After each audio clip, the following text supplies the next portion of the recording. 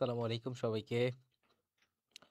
আহ স্বাগতম জানাচ্ছি খন্দকার জিকে এর অফিসিয়াল ফেসবুক পেজে আজকের এই সাধারণ জ্ঞান ক্লাসে। যারা আপনারা জানেন যে আমাদের আজকে 18 নাম্বার ক্লাস। কয় নাম্বার ক্লাস? 18 নাম্বার। 18টা ক্লাস পেয়ে গেছেন অলরেডি বইয়ের উপর। তো তারই ধারাবাহিকতা আজকের এই ক্লাস সবাই একটু দ্রুত যুক্ত হয়ে যাবেন আমাদের ক্লাসটাতে, সবাই একসাথে আমরা আজকের ক্লাসটা করব। ওকে, তো যারা লিজেন্ড কেয়ার অফিসিয়াল ফেসবুক পেজে ক্লাসটা দেখতেছেন তাদের জন্য একটা কথা বলি, সেটা হচ্ছে এইবার আমরা কমেন্ট দেখবো আপনাদের খন্দকার জিকে এর অফিসিয়াল ফেসবুক পেজে। আপনাদের যত মতামত থাকবে, যত যা জানার থাকবে, বলার থাকবে, সবকিছু আমরা কোথায় দেখব? খন্দকার জিকে এর অফিসিয়াল ফেসবুক পেজে। তো ভাইরা যারা যুক্ত হচ্ছেন দ্রুত ফ্রেন্ডদেরকে একটু মেনশন করে দেন, সবাই মিলে আজকের ক্লাসটা আমরা একসাথে করব। শেয়ার ডান, কে পাঠায় দাও চালু। ওকে, চাল্লু পাঠায় দাও, চাল্লু না। ওকে, তো আমাদের যোগাযোগ ব্যবস্থা, যারা জাহাঙ্গীরনগর বিশ্ববিদ্যালয়ে পরীক্ষা দিবেন, পাশাপাশি বিভিন্ন বিশ্ববিদ্যালয়ে ভর্তি পরীক্ষা অংশগ্রহণ করবেন, যোগাযোগ ব্যবস্থাটা তাদের জন্য বেশি ইম্পর্টেন্ট। কোনটা? এই যোগাযোগ ব্যবস্থাটা বেশি ইম্পর্টেন্ট। তো আলোচনা করব যোগাযোগ ব্যবস্থা। সবাই একটু দ্রুত যুক্ত হয়ে যাবেন, ফ্রেন্ডদেরকে মেনশন করবেন, একসাথে আমরা ক্লাসটা করব। তো দেখেন, এই যে যোগাযোগ ব্যবস্থা, এটা কোন মন্ত্রণালয়ের অধীনে? প্রথমে যে ব্যাপারটা দেখব সেটা হচ্ছে, এটা আগে যোগাযোগ মন্ত্রণালয় ছিল। এটা অনেকবার পরীক্ষা এসেছে। আগে কি ছিল? যোগাযোগ মন্ত্রণালয় ছিল। পরবর্তীতে এইটা 2014 সালের 3 সেপ্টেম্বর এইটার নামকরণ করা হয়েছে সড়ক পরিবহন ও যোগাযোগ মন্ত্রণালয়। তাহলে আগে কি ছিল?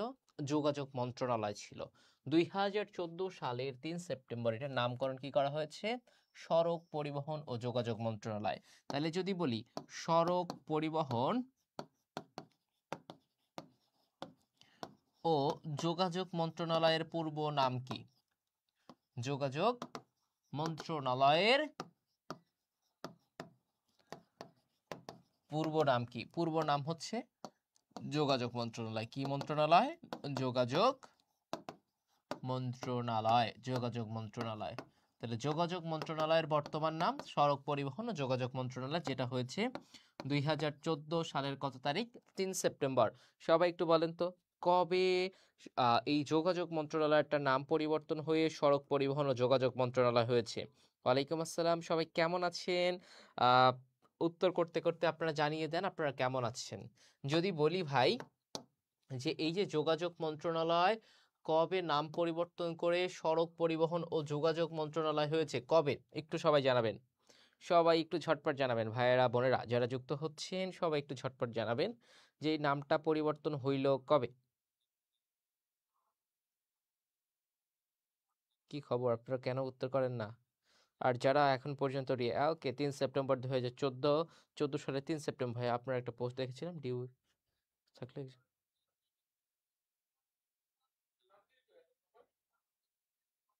আচ্ছা, আপনার কমেন্টটাও বুঝি নাই।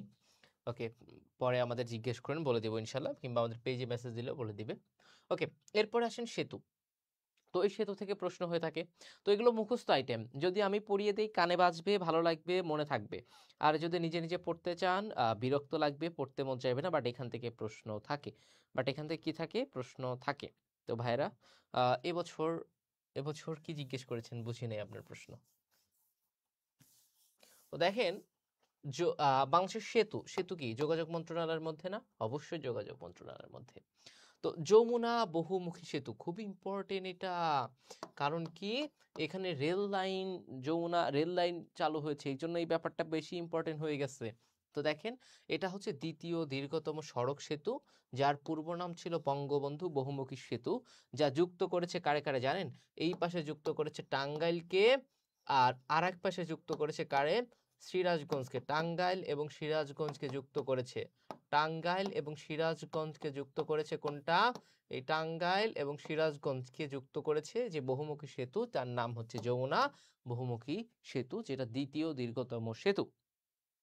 এটা কি? এটা ভিত্তিপ্রস্তর স্থাপন করা হয় 10 এপ্রিল 1994 সালে। এর দৈর্ঘ্য হচ্ছে 4.8 কিলোমিটার। তাহলে যদি বলি যমুনা বহুমুখী সেতুর দৈর্ঘ্য কত? আপুরা ভাইরা যারা যুক্ত আছেন, আমি বলতেছি এখানে মুখস্থ করায় দিব। সাধারণ জ্ঞানের এই পেজগুলো এখানে মুখস্থ করায় দিব। যারা লিজেন্ড কেয়ার অফিসিয়াল ফেসবুক পেজে ক্লাসটা দেখতেছেন, এখানে কমেন্ট করতেছেন, দয়া করে আপনারা খন্দকার জিকের অফিসিয়াল ফেসবুক পেজে এসে কমেন্ট করেন, আপনাদের প্রশ্ন আমি নিতে পারবো এখান থেকে। এবং যারা এখনো কতটুকু কমন পাওয়া যাবে, যদি খন্দকার জিকে পড়েন তাহলে আমি বলতে পারবো 99.9% সবগুলো বিশ্ববিদ্যালয় কমন পাবেন। 99.9% সবগুলো বিশ্ববিদ্যালয় কমন পাবেন। ওকে, তাহলে যমুনা বহুমুখী সেতুর দৈর্ঘ্য কত? সবাই একটু বলবেন 4.8 কিলোমিটার। এখানে মুখস্থ হয়ে যাবে। ওকে, এরপরে আসেন, আর এরপরে কি পড়বেন দেখেন। এরপরে হচ্ছে দেখেন, এই সেতুটা উদ্বোধন করা হয় 1998 সালের 23 জুন। এই সেতুটা উদ্বোধন করা হয় কবে? 1998 সালের 23 জুন। ভাইয়া এইটা কেন এবছর ইম্পর্টেন্ট? কারণ এই বছর যমুনা রেল সেতুটা উদ্বোধন হয়েছে তার পাশেই, তো এই জন্য আগেরটাও বেশি ইম্পর্টেন্ট হয়ে গিয়েছে। এই জন্য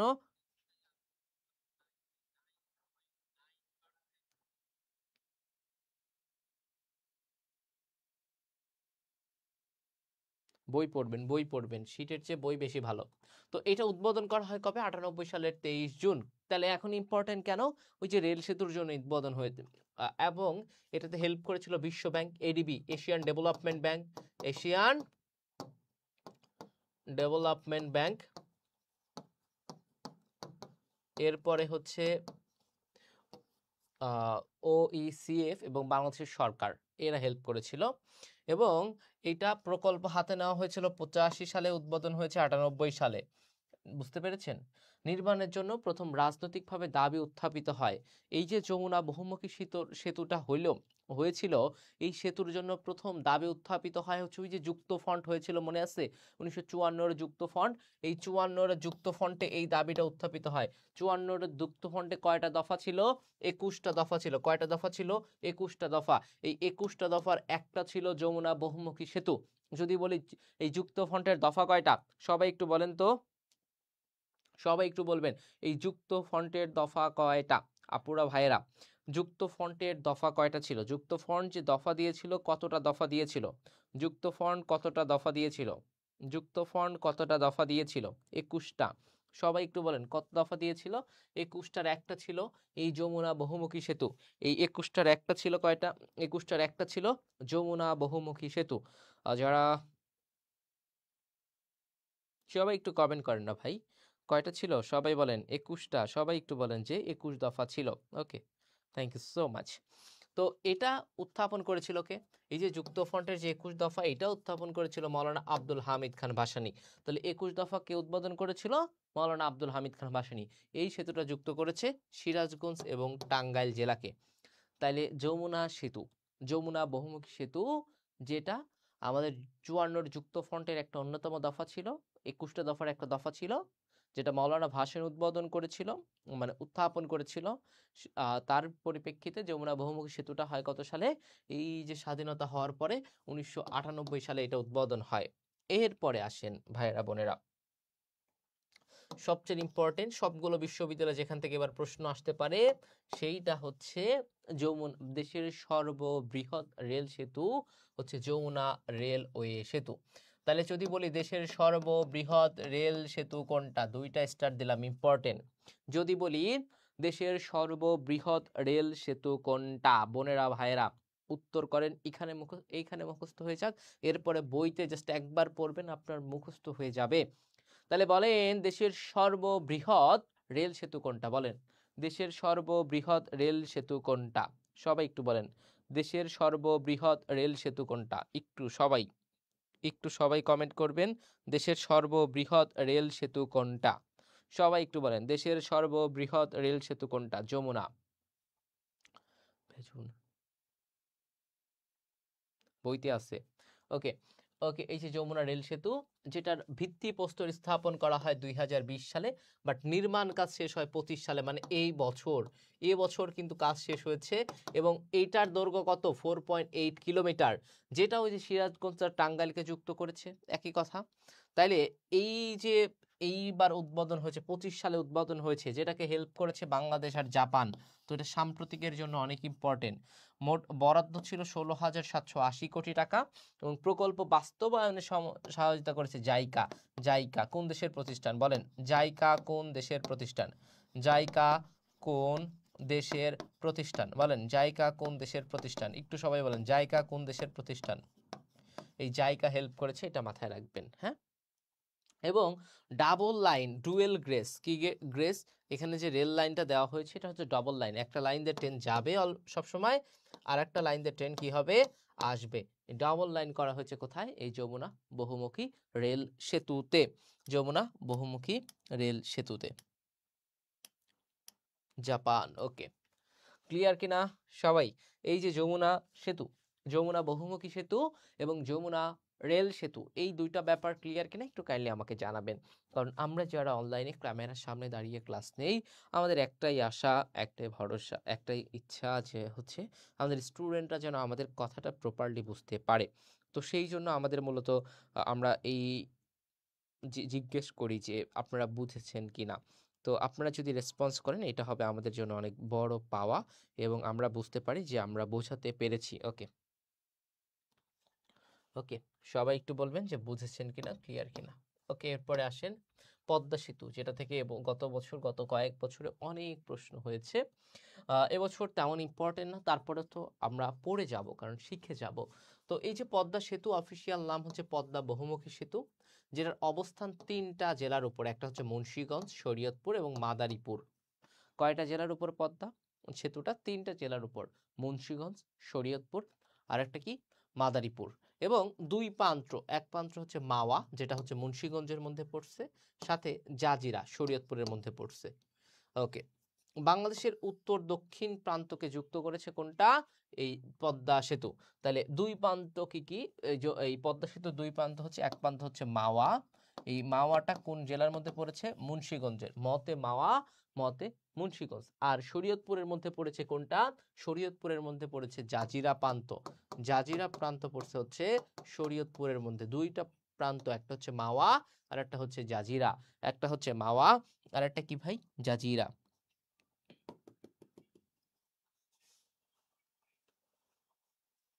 ক্লিয়ার? আচ্ছা, এই সেতুর আয়ুষ্কাল হচ্ছে 100 বছর এবং সংযোগ করেছে দক্ষিণ অঞ্চলের 21টা জেলাকে। তাহলে যদি বলি পদ্মা সেতু দক্ষিণ অঞ্চলের কয়টা জেলাকে যুক্ত করেছে? যদি বলি পদ্মা সেতু দক্ষিণাঞ্চলের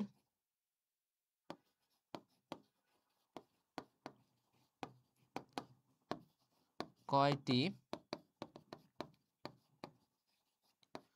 জেলাকে যুক্ত করেছে? সবাই একটু বলেন তো, কয়টি জেলাকে যুক্ত করেছে?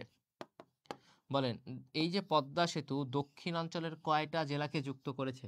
একটু সবাই বলেন, পদ্মা সেতু দক্ষিণাঞ্চলের কয়টা জেলাকে যুক্ত করেছে? একটু কমেন্ট করেন, সবাই কমেন্ট করেন। সবার কমেন্ট হলে ক্লাসটা অনেক বেশি, কারণ আমরা যারা ক্লাস নিই আমাদের কিছু দায়িত্ব থাকে, তাই না ভাইয়েরা বোনেরা? আমাদের দায়িত্ব থাকে আপনাদেরকে হচ্ছে কি করা, শেখানো, আর আপনাদের দায়িত্ব কিছু থাকে, তাই না? সেটা হচ্ছে আপনাদের রেসপন্স করা। কারণ কখনো একটা কথা শুনেছেন না, যে এক হাতে কখনো তালি বাজে না, তালি দিতে হয় দুই হাতে। তো আমি শুধু পড়াই গেলাম, আপনি যদি রেসপন্স না করেন, সেটা ক্লাসটা একদম প্রপার ক্লাস কিন্তু হলো না। তো এই ব্যাপারটা কিন্তু আপনাদের মাথায় রাখতে হবে, এই ব্যাপারটা আপনাদের কি কোথায় রাখতে হবে, মাথায় রাখতে হবে ভাইয়েরা। এরপরে আসেন, তো দেখেন এই যে পদ্মা সেতুর দৈর্ঘ্যটা কত? পদ্মা সেতুর দৈর্ঘ্য হচ্ছে 6.15 কিলোমিটার, যার প্রস্থ 18.10 মিটার। ওকে, বাংলাদেশের বৃহত্তম সেতু কোনটা? বৃহত্তম সেতু হচ্ছে পদ্মা সেতু। আর যদি বলি বাংলাদেশের বৃহত্তম রেল সেতু কোনটা, এই প্রশ্নের উত্তর দেন। বাংলাদেশের বৃহত্তম রেল সেতু কোনটা? বৃহত্তম রেল সেতু, যদি বলি বাংলাদেশের বৃহত্তম রেল সেতু কোনটা, এইটা একটু বলেন। আর বাংলাদেশের বৃহত্তম সেতু হচ্ছে পদ্মা সেতু, আর বৃহত্তম রেল সেতু কোনটা, এইটা একটু বলেন। বৃহত্তম রেল সেতু কোনটা? ওকে, এটা ভূমিকম্প সহনশীল, রিক্টার স্কেল। তাহলে ভূমিকম্প মাপে কোন স্কেল দিয়ে? রিক্টার স্কেল দিয়ে। ভূমিকম্প পরিমাপ করে কোন স্কেল দিয়ে? রিক্টার স্কেল দিয়ে। এই রিক্টার স্কেলে যদি 9 পর্যন্ত ভূমিকম্প হয়, তারপরেও এই সেতুটা ভেঙে পড়বে না। বুঝতে পেরেছেন? ওকে, এরপরে হচ্ছে রেল যোগাযোগ লাইন, একটা হচ্ছে মিটার গেজ দেওয়া হয়েছে, একটা ব্রড গেজ দেওয়া হয়েছে। মিটার গেজ কি আর ব্রড গেজ কি? ধরেন এই যে ব্রড মানে কি? ব্রড মানে ভাই, ব্রড মানে কি? বড়। যে দেখবেন যে অঞ্চলের ট্রেনগুলোতে, এই যে ট্রেন, এই ট্রেনের গুলোতে হচ্ছে এক পাশে 3টা সিট থাকে, আর এক পাশে দুইটা, এগুলো হচ্ছে ব্রড গেজ হয়। আর যে অঞ্চলের ট্রেনগুলোতে এ পাশেও দুইটা এ পাশেও দুইটা বা চাপা রাস্তাতে যায় সেটা হচ্ছে হয় মিটার গ্রেজ। ব্রড মানে কি বড়, তার মানে যে অঞ্চলের ট্রেনগুলোর লাইন বড় সেটা হচ্ছে ব্রড গেজ, আর যেটা ছোট সেটা হচ্ছে মিটার গ্রেজ। এখানে দুইটাই দেওয়া হয়েছে, মিটার গ্রেজও দেওয়া হয়েছে, ব্রড গ্রেজও দেওয়া হয়েছে। ওকে, এখানে কি কি দেওয়া হয়েছে, মিটার গ্রেসও দেওয়া হয়েছে, বড গ্রেসও দেওয়া হয়েছে। এগুলো পড়ার দরকার নাই, নির্মাণ কাজ কবে শুরু হয়, কবে আনুষ্ঠানিকভাবে যাত্রা শুরু করা হয়। তবে যেটা আপনি দেখবেন সেটা হচ্ছে ডিজাইন করে কে, এই সেতুতে ডিজাইন করে কে, এই সেতুতে ডিজাইন করে হচ্ছে AECOM, যেটা হচ্ছে যুক্তরাষ্ট্রের একটা প্রতিষ্ঠান। বুঝতে পেরেছেন?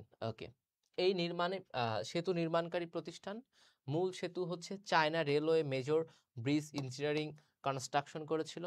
তারপরে তদারকির দায়িত্ব নিয়েছিল কোরিয়ান এক্সপ্রেস এবং বাংলাদেশ সেনাবাহিনী নিয়েছিল, এবং নদী শাসন সিনো হাইড্রো কর্পোরেশন লিমিটেড। এই ব্যাপারগুলো একটু দেখবেন। হ্যাঁ,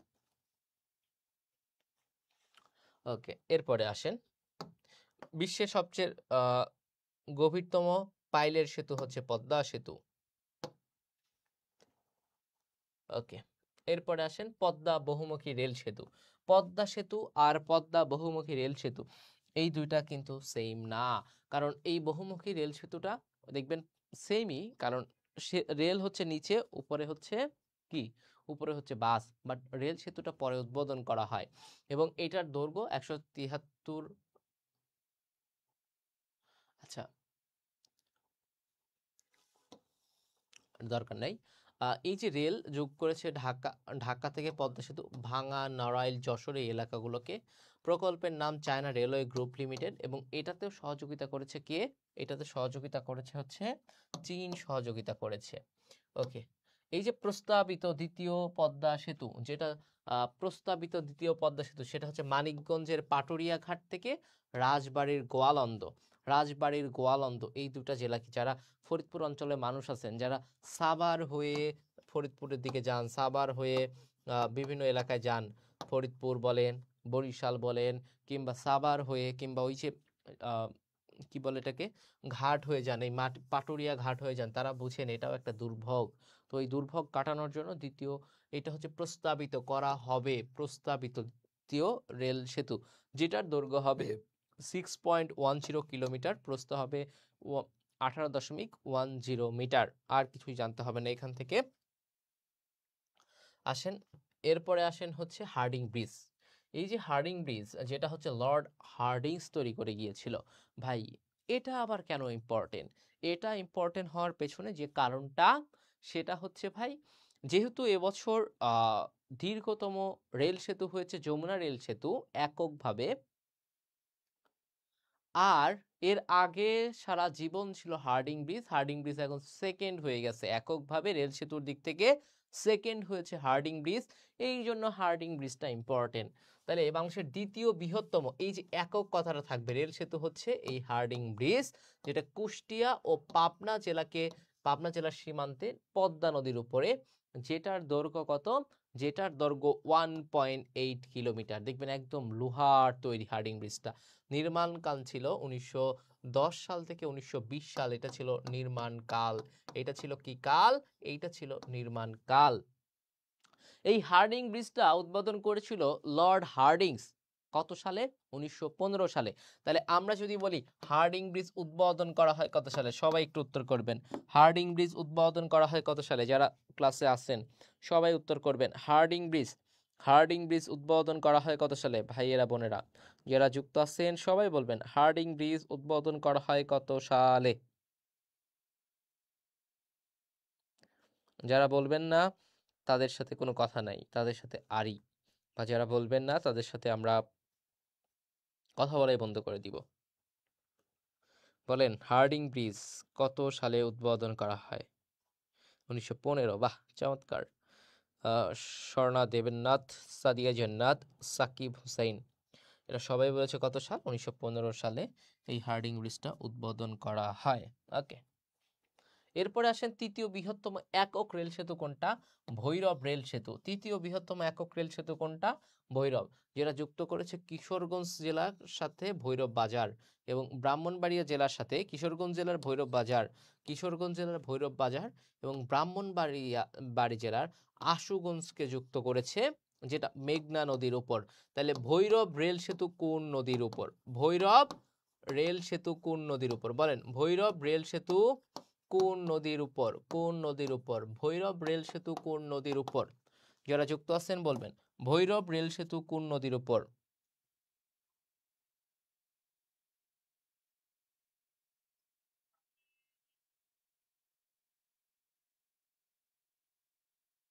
বুঝি নাই আপনার, জুনায়েদ আহমেদ। বাংলিশ না লিখে বাংলা লেখেন, আমাদের জন্য বুঝতে সুবিধা হয়। কারণ কমেন্ট চেক করতে গিয়ে যদি এইরকম দুর্ভেদ্য বাংলিশ লেখেন, তাহলে আমাদের বুঝতে 12টা বেঁচে যাবে ভাই। ওকে, এইটার যদি বলা হয় দৈর্ঘ্য কত, এটা হচ্ছে 1 মিটারও না, তাহলে কতটুকু? 916, সরি 1 কিলোমিটারও না, যেটা হচ্ছে মিটার, 916 মিটার। তাহলে এইটা কত মিটার? 916 মিটার হচ্ছে এইটা। কত মিটার? 916 মিটার। এরপরে আসেন লালন শাহ সেতু, যেটা হচ্ছে পদ্মা নদীর উপরে অবস্থিত। এখানে হার্ডিং ব্রিজ আর এখানে লালন শাহ, দুইটা পাশাপাশি সেতু হচ্ছে, একটা হার্ডিং ব্রিজ, একটা লালন শাহ। এই যে লালনের মেলা হইল, কে কে গিয়েছিলেন? আপনারটাই লেখা দ্বিতীয় বৃহত্তম, এটা গত বছরের বই, এবছরের বইতে দ্বিতীয় বৃহত্তম লেখা থাকার কথা না। তাহলে লালন শাহ সেতু, এটা হচ্ছে তৃতীয় বৃহত্তম সেতু পদ্মা নদীর উপরে, বাংলাদেশের তৃতীয় বৃহত্তম সেতু। আহ এটা অবস্থিত হচ্ছে, এটা যদি একক বলেন, একক বললে ভৈরব রেল সেতু, আর যদি তৃতীয় বৃহত্তম বলেন সেটা লালন শাহ সেতু। ওই যে একই, হার্ডিং ব্রিজেরও তার দৈর্ঘ্য, এটারও দৈর্ঘ্য সেম, এটারও দৈর্ঘ্য সেম, এটারও দৈর্ঘ্য কি সেম, এটারও দৈর্ঘ্য সেম। বাংলিশ খুবই একটা ভয়াবহ জিনিস, তাই না? বাংলিশ যদি, আপনারা যদি একটু পেছনের দিকে যান, যদি 10 বছর ধরেন, আপনি ফেসবুক আইডি খুলেছেন আরো 3 বছর আগে, কয় বছর আগে? 3 বছর আগে খুলেছেন। এই 3 বছর আগের মেসেজ যদি দেখতে যান, ও কারোর সাথে আপনি কনভারসেশন দেখতেছেন বসে বসে, দেখবেন যে আপনি নিজের কনভারসেশন গুলোই বুঝতেছেন না কি লিখেছিলেন ওই টাইমে। কারণ বাংলিশ খুবই মারাত্মক একটা জিনিস। ওকে, এরপরে আসেন খান জাহান আলী রাদিয়াল্লাহু আনহু সেতু, যেটা রূপসা নদীর উপরে। এই সেতুটা, এটার দৈর্ঘ্য হচ্ছে 1.60 কিলোমিটার, রূপসা নদীর উপরে খান জাহান আলী। তাহলে যদি প্রশ্ন হয় খান জাহান আলী সেতু কোন নদীর উপরে? রূপসা নদীর উপরে। খান জাহান আলী, রূপসা, তাহলে খান জাহান আলী কোন নদীর উপরে? রূপসা নদীর উপরে। আয়ুষ্কাল কেমনে নির্ধারণ করে? বানানোর উপর নির্ধারণ করা হয়। তো এটা আবার কেমনে নির্ধারণ করা হবে? কারণ আপনি সেতু বানাচ্ছেন, তা আপনি বুঝবেন না যে, ধরেন আপনি একটা ঘর বানাইলেন, আপনি ইঞ্জিনিয়ার দেখাবেন না, তো ইঞ্জিনিয়ার তো করতে পারবে যে কত বছর এটা ঘরটা স্থায়ী হবে, তো ইঞ্জিনিয়াররা এটা করতে পারে। তো আয়ুষ্কাল আমরা নির্ধারণ করতে পারি না ভাই। তো দেখেন, বাংলাদেশ ভারত যে মৈত্রী সেতু 1, এটা হচ্ছে 1.9 কিলোমিটার, মৈত্রী সেতু 1, যেটা ভারতের ত্রিপুরা রাজ্যের সাথে রাজ্যের সাব্রুম ও বাংলাদেশের খাগড়াছড়ি জেলার এই রামগড় উপজেলার মহামণিকে যুক্ত করেছে। তাহলে ভারত বাংলাদেশ মৈত্রী সেতু, যেটা ত্রিপুরার সাথে কাকে যুক্ত করেছে? খাগড়াছড়ি। ত্রিপুরার খাগড়াছড়িকে যুক্ত করেছে কোনটা? ভারত মৈত্রী সেতু 1। ভারত মৈত্রী সেতু 1, যেটা ফেনী নদীর উপর অবস্থিত। কোন নদীর উপর? যেটা উদ্বোধন করা হয় 1921 সালে নরেন্দ্র মোদী কর্তৃক। তাহলে ফেনী নদীর উপর কোন সেতুটা? ভারত বাংলাদেশ মৈত্রী সেতু 1। ভারত বাংলাদেশ মৈত্রী সেতু 1 কোন নদীর উপরে? যদি বলি ভারত বাংলাদেশ মৈত্রী সেতু 1 কোন নদীর উপরে, একটু বলেন তো। ভারত বাংলাদেশ মৈত্রী সেতু 1 কোন নদীর উপরে?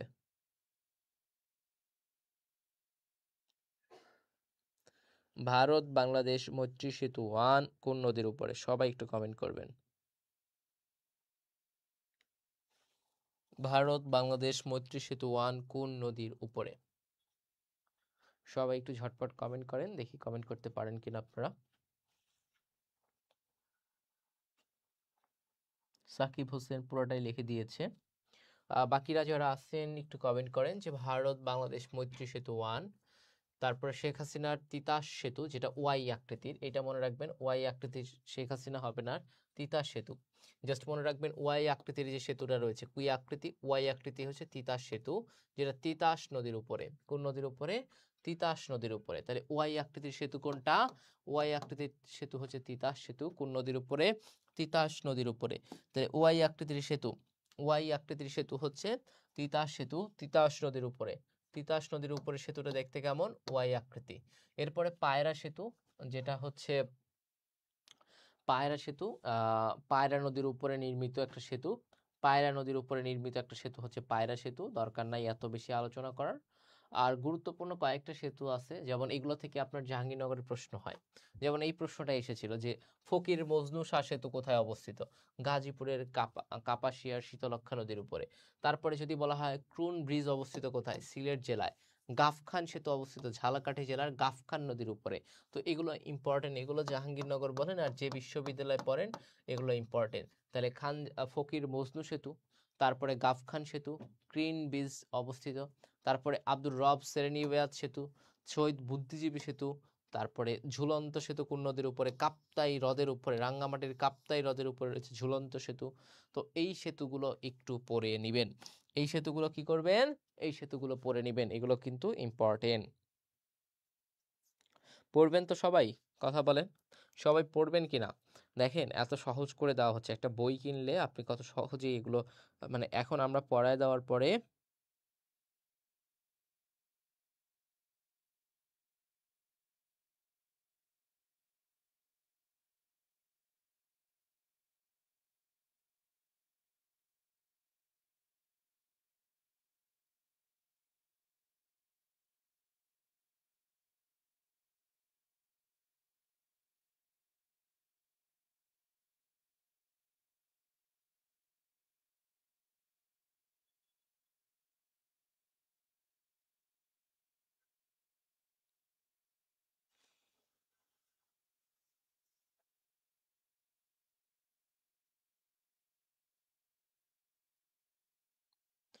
ক্লিয়ার কিনা সবাই বলেন।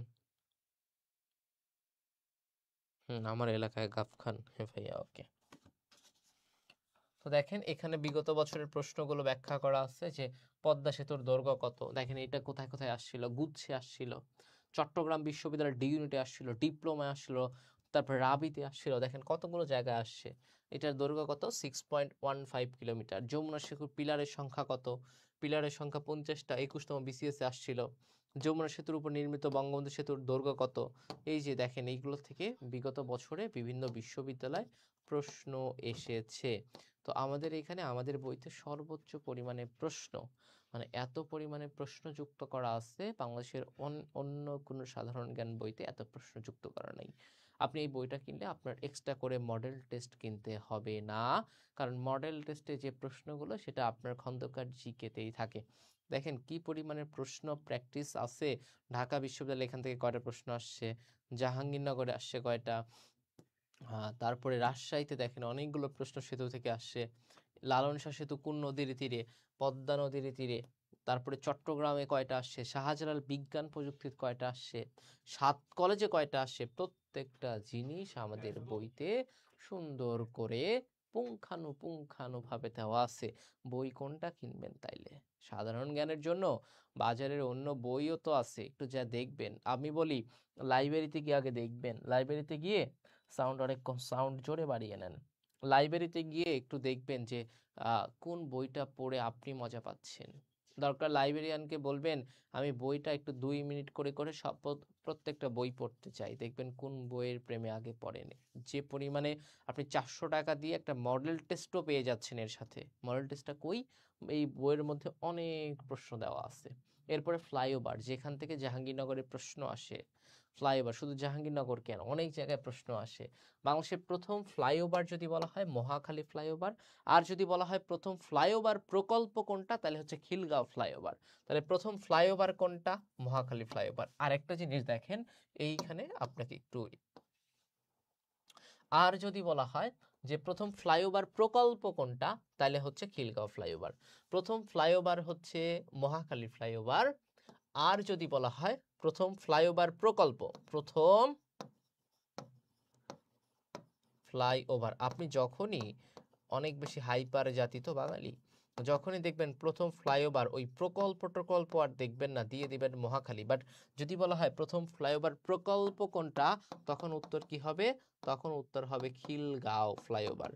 তাহলে প্রথম ফ্লাইওভার প্রকল্প খিলগাঁও ফ্লাইওভার, প্রথম ফ্লাইওভার কোনটা, এবং যদি বলা হয় দ্বিতীয় ফ্লাইওভার কোনটা, তখন হবে খিলগাঁও ফ্লাইওভার। যদি বলি প্রথম ফ্লাইওভার প্রকল্প কোনটা, তাহলে উত্তর কি দিবেন? যদি দুইটা উত্তর করেন যে প্রথম ফ্লাইওভার প্রকল্প কোনটা আর প্রথম ফ্লাইওভার কোনটা, সাউন্ড বাড়ালে ভালো হয়। সাউন্ড এর চেয়ে জোরে হয় না, এর চেয়ে জোরে সাউন্ড হয় না রে ভাই, এর চেয়ে জোরে সাউন্ড হয় না। তো কি করা যাবে বলেন? তাহলে বলেন যে প্রথম ফ্লাইওভার কোনটা, আর 2 নম্বর প্রশ্ন হচ্ছে প্রথম ফ্লাইওভার প্রকল্প কোনটা। দুইটা উত্তরই করেন। প্রথম ফ্লাইওভার হচ্ছে মহাখালী ফ্লাইওভার, আর প্রথম ফ্লাইওভার প্রকল্প হচ্ছে খিলগাঁও ফ্লাইওভার। ওকে, তাইলে এই যে প্রথম ফ্লাইওভার যেটা হচ্ছে মহাখালী ফ্লাইওভার, যেটার দৈর্ঘ্য 1.12 কিলোমিটার, আর খিলগাঁও ফ্লাইওভারের দৈর্ঘ্য 1.9 কিলোমিটার। তাহলে প্রথম ফ্লাইওভার কোনটা? প্রথম ফ্লাইওভার প্রকল্প খিলগাঁও ফ্লাইওভার, প্রথম ফ্লাইওভার মহাখালী ফ্লাইওভার। বাহ, চমৎকার। এরপরে দেখেন মেয়র হানিফ ফ্লাইওভার, যেটা তৃতীয় এবং বর্তমানে সবচেয়ে দীর্ঘতম ফ্লাইওভার হচ্ছে এই মহাখালী ফ্লাইওভার। সবচেয়ে দীর্ঘতম ফ্লাইওভার কোনটা? এই হানিফ ফ্লাইওভার। এটা হচ্ছে হানিফ বা যাত্রাবাড়ি ফ্লাইওভার, সবচেয়ে কেমন দীর্ঘতম। তাহলে দীর্ঘতম কোনটা? এই যাত্রাবাড়ি ফ্লাইওভার সবচেয়ে দীর্ঘতম ফ্লাইওভার। ওকে, এরপরে আসেন এখান থেকে আর কি পড়বেন, এটার দৈর্ঘ্যটা দেখবেন যে দীর্ঘতম যদি হয়েছে তাহলে এটার দৈর্ঘ্য কত? 11.8 কিলোমিটার। যদি দীর্ঘতম, তো এই জন্য এটার দৈর্ঘ্য কত? এটার দৈর্ঘ্য হচ্ছে 11.8 কিলোমিটার। এটার দৈর্ঘ্য কত? এটার দৈর্ঘ্য হচ্ছে 11.8 কিলোমিটার। এটার দৈর্ঘ্য কত? 11.8 কিলোমিটার হচ্ছে এই মেয়র হানিফ ফ্লাইওভারের দৈর্ঘ্য। তাহলে বাংলাদেশের দীর্ঘতম ফ্লাইওভার কোনটা বলেন তো? যারা ক্লাসে যুক্ত আছেন ভাইয়েরা বোনেরা, ক্লাসে এই ক্যামেরার সামনে দাঁড়িয়ে আমি কথা বলছি আপনাদের সাথে। তো আপনারা যদি রেসপন্স না করেন, সেই ক্ষেত্রে আমাদের ক্লাস নেওয়াটা একটু কঠিন হয়, এবং আমরা ক্যামেরাকে বোঝাচ্ছি না, আমরা বোঝাচ্ছি আপনাদের। তো অবশ্যই আপনারা আমাদের জানাবেন যে আপনারা বুঝতেছেন কিনা। পাশাপাশি প্রশ্ন করলে একটু রেসপন্স করার চেষ্টা করবেন। তো বলা হইলো যে প্রথম যদি বলা হয় দেশের দীর্ঘতম ফ্লাইওভার কোনটা? যাত্রাবাড়ি ফ্লাইওভার, যার দৈর্ঘ্য কত? 11.8 কিলোমিটার। কত কিলোমিটার? 11.8 কিলোমিটার। ওকে, এরপরে দেখেন কালশি ফ্লাইওভার, যেটা 2018 সালে উদ্বোধন হয়। এরপরে দেখবেন এটার দৈর্ঘ্য হচ্ছে 2.34 কিলোমিটার। তেমন দরকার নাই। এরপরে মৌচাক ফ্লাইওভার, দেশের দ্বিতীয় বৃহত্তম ফ্লাইওভার। তাহলে দ্বিতীয় বৃহত্তম ফ্লাইওভার কোনটা? দ্বিতীয় বৃহত্তম ফ্লাইওভার হচ্ছে মৌচাক ফ্লাইওভার। দ্বিতীয় বৃহত্তম ফ্লাইওভার মৌচাক ফ্লাইওভার। আর দীর্ঘতম ফ্লাইওভার কোনটা? যাত্রাবাড়ি ফ্লাইওভার। এই দুইটা একটু দেখবেন। তাহলে এটার দৈর্ঘ্য, এটা দ্বিতীয় দীর্ঘতম একটা ফ্লাইওভার। এটা 3 তালা বিশিষ্ট এবং 4 লেনের ফ্লাইওভার। কয় লেন আছে এটা? এটা 4টা লেন আছে। কয়টা লেন আছে?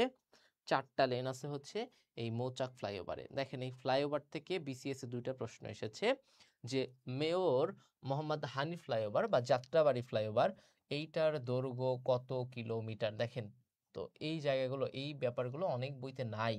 এই দৈর্ঘ্যটা কত কিলোমিটার? এই দৈর্ঘ্যটা 11.8 মাত্র পড়লাম আমরা, যে ভাই এটার দৈর্ঘ্য হচ্ছে কত? এটার দৈর্ঘ্য ভাই 11.8। এটার দৈর্ঘ্য কত? এটার দৈর্ঘ্য হচ্ছে 11.8। আমরা যে কই চলে গেছি আল্লাহ মাহমুদ জানে। ওকে, 11.8 কিলোমিটার। কত কিলোমিটার? 11.8 কিলোমিটার। দেখেন মহাখালী ফ্লাইওভার কতটা স্প্যান আছে, এই প্রশ্নটাও করে। এই স্প্যান সংখ্যা কত? 19টা।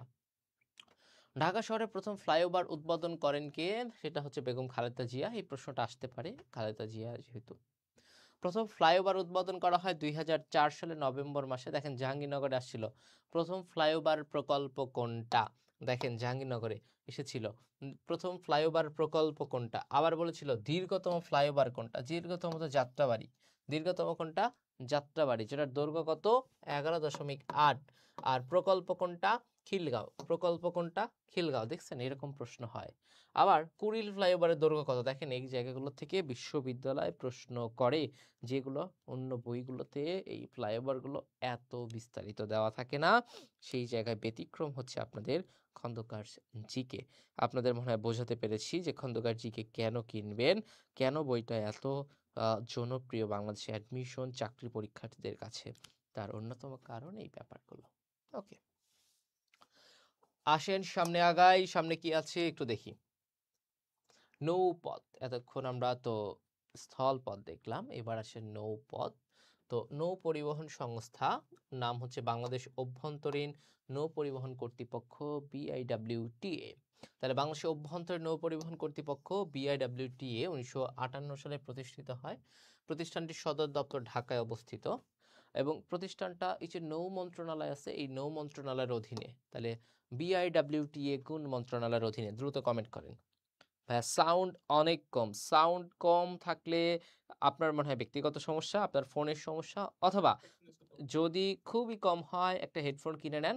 যদি হেডফোন কেনার টাকা নাও থাকে তাহলে আমাদের বলবেন, আমরা হেডফোন পাঠিয়ে দিব আপনার ঠিকানায়, বাট হেডফোন কিনে নেন। খন্দকার জিকে বই কিনলে হেডফোন পেয়ে যাবেন, সাথে একটা করে হেডফোন ফ্রি দেওয়া হচ্ছে নাকি শুনলাম। লাইব্রেরি থেকে চেয়ে নেবেন যে খন্দকার জিকে বই কিনলে নাকি হেডফোন দেওয়া হয়। যদি লাইব্রেরিয়ান না দেয় তখন আমাদেরকে জানাবেন যে লাইব্রেরি থেকে আমাদের বইটা দেয় নাই, তখন আমরা এটা ব্যাপারে ব্যবস্থা নিব ইনশাল্লাহ।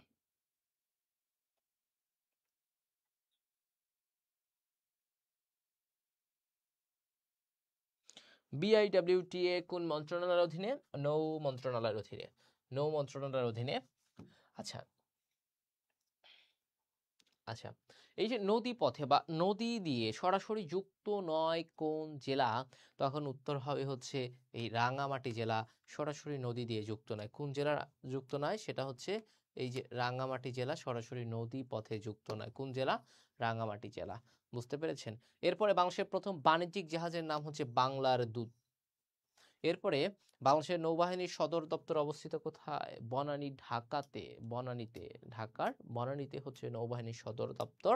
বাংলাদেশের সামুদ্রিক বন্দর বা সমুদ্র বন্দর তিনটা। সামুদ্রিক বন্দর না, সমুদ্র বন্দর। সমুদ্র বন্দর কয়টা? তিনটা। আচ্ছা, সামুদ্রিক বন্দরও হয়, সমুদ্র বন্দরও হয়, একটু লিখে নেন। সমুদ্র বন্দর কয়টা? সমুদ্র বন্দর হচ্ছে তিনটা, চট্টগ্রাম, মংলা এবং পায়রা। চট্টগ্রাম, মংলা এবং পায়রা। চট্টগ্রাম, মংলা এবং পায়রা। চট্টগ্রাম, মংলা, পায়রা। বারবার পড়তে থাকবেন। খন্দকারজিকে কেন কিনেছেন? বারবার এভাবে পড়লে মুখস্থ হয়ে যাবে।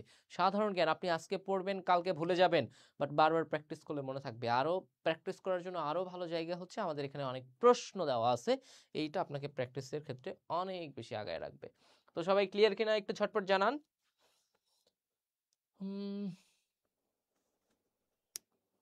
সবাই ক্লিয়ার কিনা একটু জানান। সবাই ক্লিয়ার কিনা একটু ঝটপট জানান। সবাই একটু জানান যে ক্লিয়ার কি না। ওকে, এরপরে সমুদ্র বন্দর, চট্টগ্রাম সমুদ্র বন্দর। এই চট্টগ্রাম সমুদ্র বন্দর নিয়ে দেখেন কি বলা আছে। বাংলাদেশের প্রথম সামুদ্রিক বন্দর বা প্রথম সমুদ্র বন্দর, যেটা কর্ণফুলী নদীর মোহনায়। কোন নদীর মোহনায় এটা? এটা মূলত কর্ণফুলী নদীর মোহনায় এই সমুদ্র বন্দরটা। কোন নদীর মোহনায় অবস্থিত? কর্ণফুলী নদীর মোহনায় অবস্থিত এই সমুদ্র বন্দর। এবং এই এই বন্দরটা চালু হয় কত সালে? 1887 সালে। এই যে সমুদ্র বন্দরটা, এটা চালু হয়েছে কত সালে? 1887 সালে এই বন্দরটা চালু হয়েছে। এরপরে দেখেন, এরপরে এখান থেকে তেমন কিছু দেখার দরকার নেই। এরপরে মংলা সমুদ্র বন্দরে চলে আসবেন ডিরেক্ট। মংলা সমুদ্র বন্দর। মংলা বন্দর বাংলাদেশের দক্ষিণ পশ্চিমাঞ্চলে বাগেরহাট জেলায় অবস্থিত এবং এটা দ্বিতীয় বৃহত্তম সমুদ্র বন্দর। তাহলে সবচেয়ে বড় সমুদ্র বন্দর কোনটা? চট্টগ্রাম সমুদ্র বন্দর। দ্বিতীয় বৃহত্তম কোনটা? এই মংলা সমুদ্র বন্দর। দ্বিতীয় বৃহত্তম কোনটা? মংলা সমুদ্র বন্দর। আচ্ছা, এই সমুদ্র বন্দরটা আসলে কোন নদীর তীরে? এটা পশুর নদী এবং মংলা নদীর সংযোগ স্থলে অবস্থিত। আর আগেরটা দেখেছিলাম কোন নদীর মোহনায়? এটা কর্ণফুলী নদীর মোহনায়। বাংলাদেশের সবচেয়ে বড় সমুদ্র বন্দর হচ্ছে চট্টগ্রাম সমুদ্র বন্দর, যেটা কর্ণফুলী নদীর মোহনায়। আর বাংলাদেশের দ্বিতীয় সর্বোচ্চ সমুদ্র বন্দর মংলা সমুদ্র বন্দর, যেটা কোন নদীর মোহনায়? যেটা হচ্ছে এই পশুর নদী এবং মংলা নদীর মোহনায়। পশুর নদী এবং মংলা নদীর মোহনায় অবস্থিত। পশুর নদী এবং মংলা নদীর মোহনায় অবস্থিত। সবাই ক্লিয়ার কিনা একটু জানান।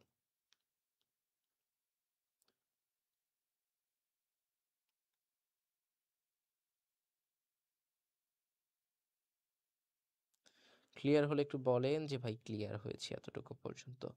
আমরা পড়িয়ে দিচ্ছি, পড়তে থাকেন, ইনশাল্লাহ এখান থেকে লাভবান হবেন, ক্ষতিগ্রস্ত হবেন না। লিজেন্ড কেয়ার খন্দকারকে কোনো জায়গা থেকে আপনি জীবনেও একটু ক্ষতির সম্মুখীন হবেন না। তো এতটুকু পর্যন্ত ক্লিয়ার কিনা একটু কাইন্ডলি জানান আমাদেরকে, হলে আমরা সামনে আগাতে থাকবো। হ্যাঁ, ওকে, ক্লিয়ার। আসেন এরপরে আসেন আমরা দেখে গিয়ে আলোচনা করা যায়। এরপরে হচ্ছে পায়রা সমুদ্র বন্দর। এই যে আরেকটা সমুদ্র বন্দর ছিল যেটা হচ্ছে পায়রা সমুদ্র বন্দর। ওকে, এই যে পায়রা সমুদ্র বন্দর বাংলাদেশের প্রথম সমুদ্র, স্বাধীন বাংলাদেশের প্রথম সমুদ্র বন্দর। কিন্তু প্রথম সমুদ্র বন্দর কিন্তু চট্টগ্রাম সমুদ্র বন্দর। আর যদি বলা হয় স্বাধীন বাংলাদেশের প্রথম সমুদ্র বন্দর কোনটা, এটা হচ্ছে পায়রা সমুদ্র বন্দর। এটা 2013 সালের 18ই মে দেশের তৃতীয় সমুদ্র বন্দর হিসেবে পায়রা উদ্বোধন করেন এবং এটা উদ্বোধন করা হয় 13ই আগস্ট 2016 সালে। শুরু হয়, উদ্বোধন করা হয় 2013 সালে, বাট এটা যে সমুদ্র বন্দর এই কাজ শুরু হয়, মানে সমুদ্র বন্দরটা উদ্বোধন হয় 2016 সালে।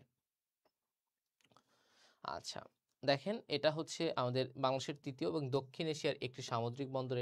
এটার দৈর্ঘ্য 30 কিলোমিটার এবং প্রস্থ 1 কিলোমিটার। কত কিলোমিটার? 30 কিলোমিটার আর 1 কিলোমিটার। এরপরে হচ্ছে দেশের প্রথম গভীর সমুদ্র বন্দর কোনটা?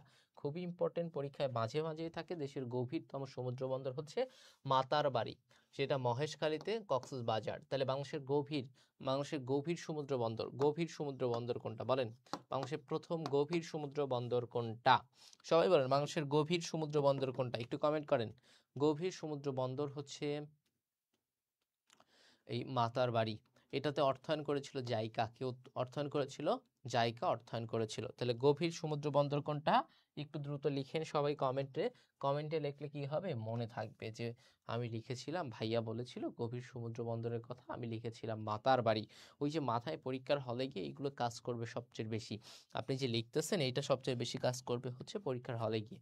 ওকে, তো সমুদ্র বন্দর কোন নদীর তীরে? চট্টগ্রাম সমুদ্র বন্দর। তো এটা আমরা জানি কর্ণফুলী নদীর তীরে, পরিবেশ অধিদপ্তর এসেছিল। তারপরে দেখেন স্বাধীন বাংলাদেশে নির্মিত প্রথম সমুদ্র বন্দর কোনটা? স্বাধীন বাংলাদেশে পায়রা। আর যদি বলি প্রথম সমুদ্র বন্দর কোনটা? চট্টগ্রাম সমুদ্র বন্দর। তারপরে বাংলাদেশের গভীর সমুদ্র বন্দরের নাম কি? মাতারবাড়ি। দেখেন কতবার এই প্রশ্নগুলো এসেছে। এরপরে আসেন আকাশপথ। আকাশপথ থেকে আমাদের একটু পড়তে হবে। আকাশপথ থেকে তেমন যদিও প্রশ্ন হয় না, তারপরেও আমাদের আকাশপথটা পড়তে হবে। আকাশপথ থেকে মানে আমাদের যদি বলি চাকরির ক্ষেত্রে কোনো প্রশ্নই হয় না। এই সরি, চাকরি বলি কেন, আমরা যেটা অ্যাডমিশন দিব এখানে কোনো প্রশ্নই হয় না আকাশপথ থেকে। তো একটু এটা স্কিপ করলেও সমস্যা নেই, এই জায়গাটা স্কিপ করলেও সমস্যা নেই। এরপরে আসেন বিআরটি, বাস র্যাপিড ট্রানজিট। তো এটা হচ্ছে গাজীপুর থেকে হযরত শাহজালাল বিমানবন্দর পর্যন্ত বাস র্যাপিড ট্রানজিট, যেটা দৈর্ঘ্য হচ্ছে 20.5 কিলোমিটার, যেটার স্টেশন হচ্ছে 25টা। এরপরে এক্সপ্রেসওয়ে বা ওরাল সেতু, ঢাকা এলিভেটেড এক্সপ্রেসওয়ে, এগুলো সাম্প্রতিকের মধ্যে আসতো, তো খুব বেশি ইম্পর্টেন্ট না। তারপরে একটাবার চোখের দেখা আপনারা এই এলিভেটেড এক্সপ্রেসওয়েটা দেখে যাবেন, এলিভেটেড এক্সপ্রেসওয়েটা দেখে যাবেন।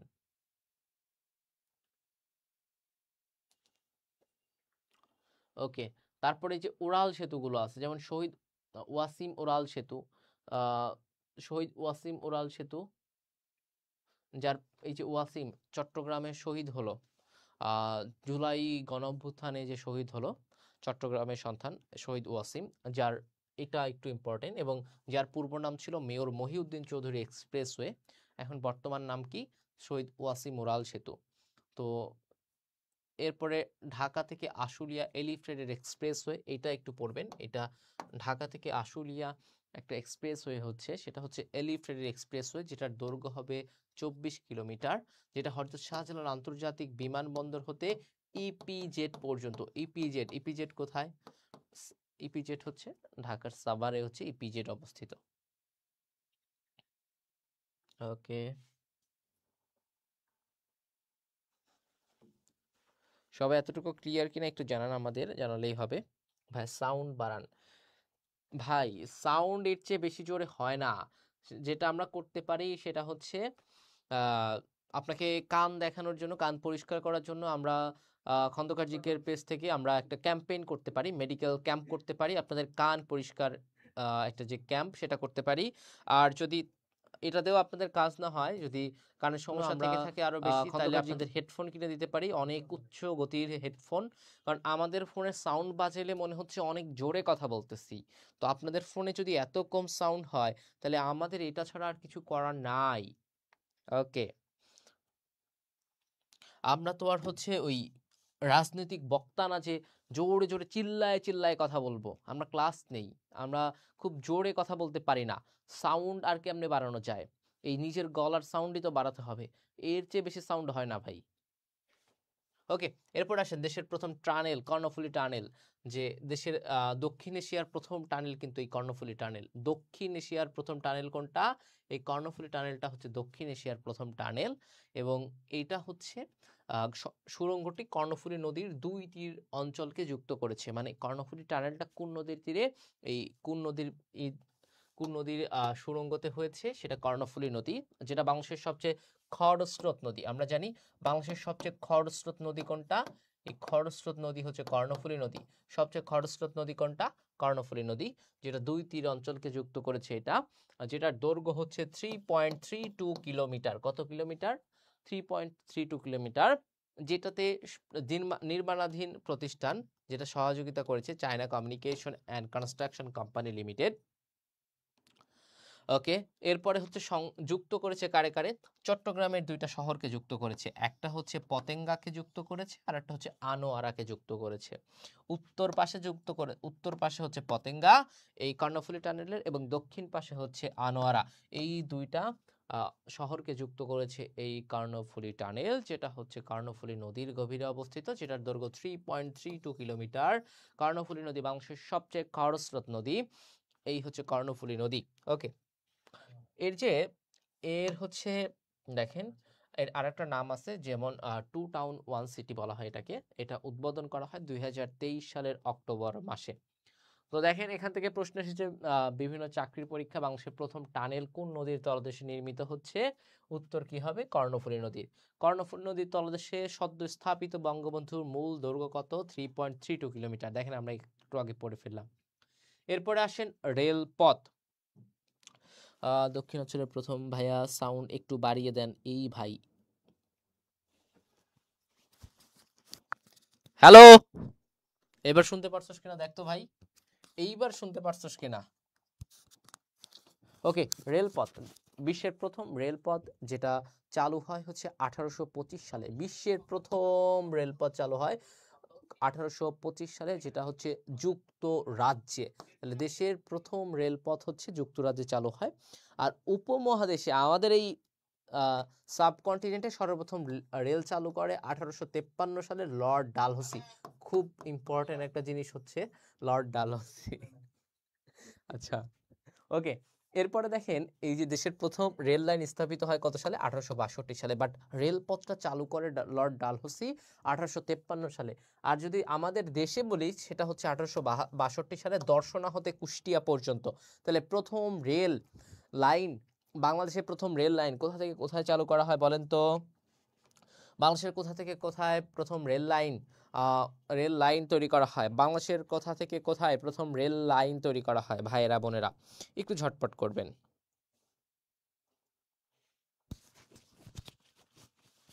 বাংলাদেশের প্রথম রেল লাইন কোথা থেকে কোথায় চালু করা হয়?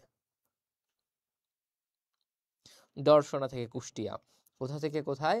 দর্শনা থেকে কুষ্টিয়ায়। দর্শনা থেকে কুষ্টিয়ায় চালু করা হয়। ওকে, এরপরে হচ্ছে বাংলাদেশের বৃহত্তম রেলওয়ে স্টেশন হচ্ছে কমলাপুর রেলওয়ে স্টেশন, যেটার স্থপতি হচ্ছে বব বুই। ওকে, এরপরে হচ্ছে বাংলাদেশের সার্বিক সদর দপ্তর, রেলওয়ের যে সার্বিক সদর দপ্তর, এটা ঢাকাতে।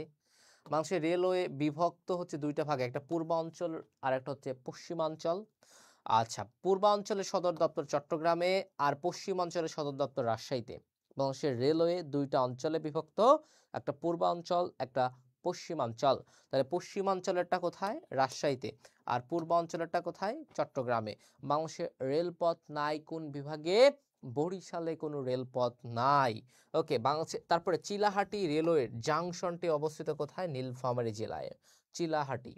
বাংলাদেশে ব্রডগেজ রেল লাইন সবচেয়ে বেশি রাজশাহী বিভাগে। ব্রডগেজ একটু আগে বলেছি, ব্রডগেজ আর হচ্ছে মিটার গ্রেজ। ব্রড গেজ হচ্ছে যে অঞ্চল দেখবেন রেলের লাইন থাকে কয়টা, তিনটা থাকে, দেখবেন যেটা হচ্ছে মিটার গেজ, এই দুই লাইন দিয়ে চলে ট্রেনটা, এটা হচ্ছে মিটার গেজ, বা দুই পাশে দেখবেন দুইটা দুইটা করে সিট। আর যেটা যে লাইনগুলো যে ট্রেনগুলো এই পাশের সিট আর এই পাশের সিট দিয়ে চলে এটাকে বলা হয় ব্রড গেজ, বা এটার ব্রড মানে কি বড়, এই পাশে 3 সিট থাকে এই পাশে 2 সিট থাকে। যে অঞ্চলের মানুষের মনগুলো একটু বড় হয় সেই অঞ্চলে যায় হচ্ছে ব্রড গেজ, এরকম ভাবে মনে রাখতে পারেন, কারণ এই রাজশাহী অঞ্চলে মানুষের মন মানসিকতা একটু বড়, এই জন্য এই অঞ্চলে কি হয় হচ্ছে কি সময় শেষ। ওকে, তো এই ছিল আপনাদের ক্লাস, কেমন লেগেছে জানি না। কানে সমস্যা থাকলে কান ঠিক করে নেবেন সবাই, সবাই ভালো থাকেন, সুস্থ থাকেন, দেখা হবে পেইড। হ্যাঁ, পেজ মনে হয় শেষ হয় নাই, পেজ পরের ক্লাসে শেষ করে দিবে, যে ক্লাস নেবে সেই ভাইয়া পরে শেষ করে দিবে। মেট্রো রেল ইম্পর্টেন্ট না, ওটা দরকার নাই। আমাদের পেজ ও শেষ প্রায়, না আরো তো আছে। ও, স্থল আর পড়তে হবে না, এরপরে ও শেষ, পেজ শেষ, কিছু করার নাই। তো সবাই ভালো থাকেন, সুস্থ থাকেন। ও দেখেন আমাদের বই, বই হচ্ছে যারা, একটা সত্যি কথা বলি, যারা বিউপিতে ভর্তি পরীক্ষা দিবেন, বাংলাদেশের সবচেয়ে অন্যতম 31তম public university, Bangladesh university of প্রফেশনালসে যারা ভর্তি পরীক্ষা দিবেন, এদের হচ্ছে ইংলিশ ভার্সনের প্রশ্ন হয়। তো ভাই এই ইংলিশ ভার্সনের প্রশ্ন আপনি কোথায় পড়বেন, কিভাবে পড়বেন, এই যে একটা দুশ্চিন্তা, এই দুশ্চিন্তার অবসান করতে বাজারে যে বইটা আছে সেটা হচ্ছে খন্দকার জিকে ইংলিশ ভার্সন। যদি এই বইটা কিনেন তাহলে আপনার এই ইংলিশ ভার্সন নিয়ে আর কোনো টেনশন করতে হচ্ছে না। সবাই ভালো থাকেন, সুস্থ থাকেন, পেইড ব্যাচের ক্লাসে দেখা হচ্ছে পেইড স্টুডেন্টদের সাথে। ক্লাসটা 10 মিনিট পরে শুরু করব, সবাই একটু খাওয়া দাওয়া করে নাও, পানি টানি খেয়ে নাও। ভালো থাকো, সুস্থ থাকো, আসসালামু আলাইকুম।